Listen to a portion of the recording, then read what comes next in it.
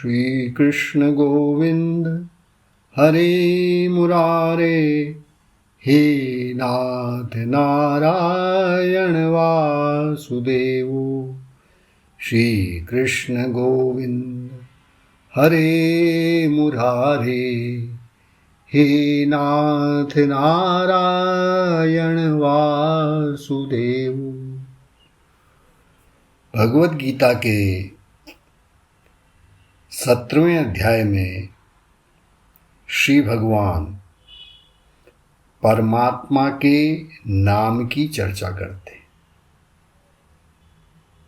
आप कहेंगे परमात्मा के नाम की चर्चा क्यों करनी पड़ी उनको? ये तो बड़ी सरल बात है। परमात्मा के नाम तो हम सभी जानते हैं। परमात्मा के अनेक नाम हैं। कहीं 1000 नाम है, कहीं 10,000 नाम है, कहीं 1,00,000 नाम है, और यहाँ तक कि 33 करोड़ नाम परमात्मा के हैं, और इससे भी अधिक हो सकते हैं। वो असंख्य हो सकते हैं, उनकी कोई गिनती नहीं है। फिर भी भगवान को परमात्मा का नाम बताने की क्या जरूरत पड़ी? ये जितने भी नाम हैं जिन्हें हम जानते हैं, ये परमात्मा की किसी एक या किसी 2 या 3-4 दिव्यताओं को बताते हैं। पूरे परमात्मा को कोई नाम नहीं बताता। अगर हम शिव शंकर कहते हैं तो शिव शंकर से उनकी उस परमात्मा की कौन सी विभूति?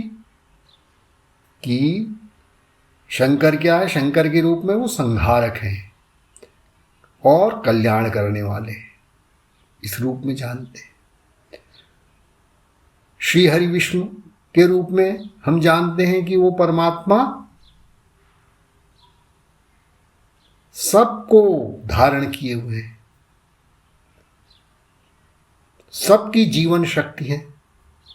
ब्रह्मा जी के रूप में हम जानते हैं कि वो सृजन करता है। माता सरस्वती के नाम पे हम जानते हैं, इस दिव्यता से हम जानते हैं कि वो विद्या देने वाली आदि अनेक नाम हैं, अनेक विभूतियां हैं। परंतु जो परमात्मा है उसका वास्तविक नाम क्या हो सकता है?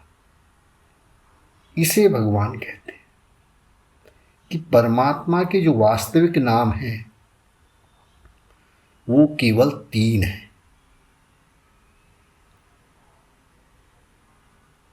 एक है ओम, दूसरा तत् और तीसरा सत।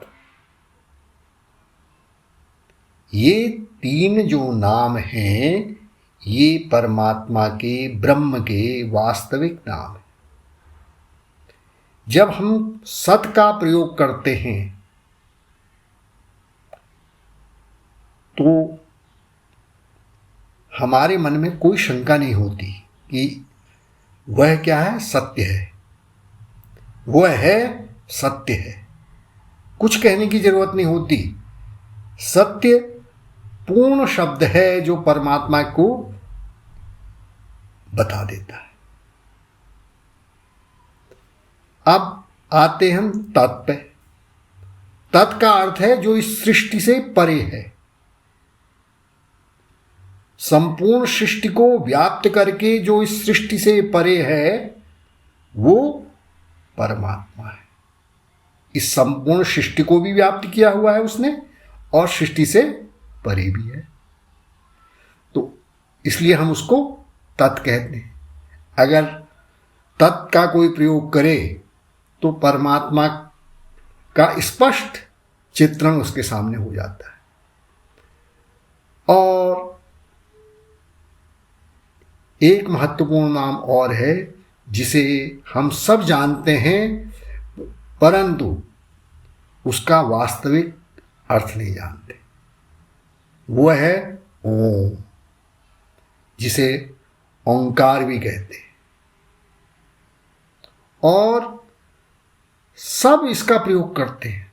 संपूर्ण हिंदू, बौद्ध, सिख, जैन, सब लोग हर जगह, किसी भी आप देवस्थान में जाइए, मंदिर में जाइए, भगवान श्री कृष्ण के जाइए, राम जी के जाइए, हनुमान जी के जाइए, तो सब जगह आपको ओम लिखा हुआ मिलेगा। उनके आगे लिखा हुआ ओम रामाय नमः, ओम कृष्णाय नमः, ओम हनुमते नमः। तो ये ओम है क्या?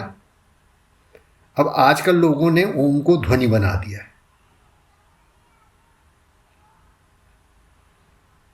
और अनेक ओम संबंधी मेडिटेशन म्यूजिक बना दिए हैं, चर्चा हो रही है।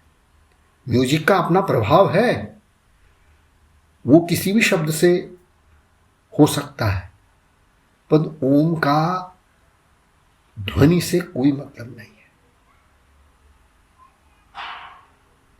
ओम का जो अर्थ होता है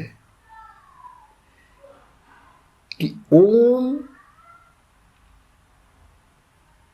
परमात्मा का नाम है। परमात्मा कह रहे हैं कि मैं हूं। ओम का मतलब ही है कि परमात्मा अपने को प्रकट कर रहे हैं।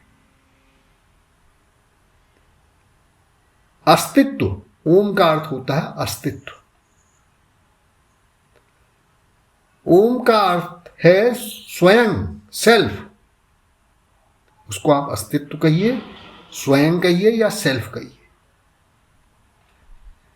और जो ये सेल्फ है, या और सरल शब्दों में कहिए तो जो अहम है आपके अंदर, जो अहम है, मैं है, आई है, यही ओंकार है। हर चीज में सेल्फ है।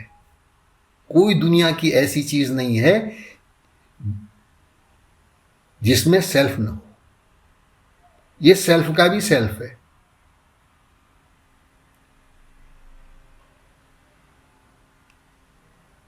आप में सेल्फ है, मुझ में सेल्फ है, दुनिया के हर व्यक्ति में सेल्फ है, हर मनुष्य में सेल्फ है, हर प्राणी में सेल्फ है। गाय लें, गधा लें, घोड़ा लें, कुत्ता लें, मच्छर लें, सब में अस्तित्व भाव है।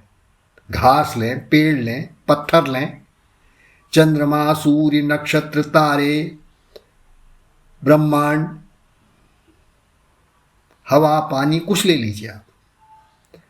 एक छोटे से छोटा धूल का जो कण है, या आप एटम कहिए, या उससे भी और सूक्ष्म में जाइए, हाई एनर्जी पार्टिकल्स ले लीजिए, फोटोन्स ले लीजिए, प्रकाश, उनमें भी अस्तित्व है, अहम है।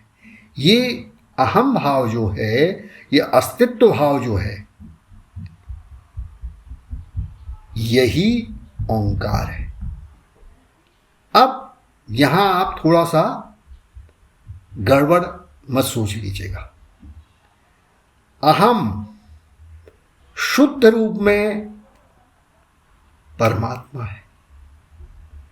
जब उसके अंदर विकार हो जाते हैं, आ जाते हैं, जैसे मनुष्य में आप देखते हैं अनेक, आप अपने को आई कहते हैं तो आई के साथ आपके अनेक विकार हैं। उसमें घृणा भी है, क्रोध भी है, अटैचमेंट है, प्रेम है, कुछ अच्छे भाव हैं, कुछ बुरे भाव हैं, किसी में ज़्यादा बुरे हैं, किसी में कम हैं। तो ये वैकारिक अहंकार कहलाता है, विकार युक्त अहंकार है। और जो शुद्ध में है, जो इस मैं का भी मैं है, वो परमात्मा है। उसी को ही ओंकार कहा है और उसी को ही परमात्मा कह रहे हैं कि आपके परमात्मा का वास्तविक नाम है, ये परमात्मा का शुद्ध अहंकार है।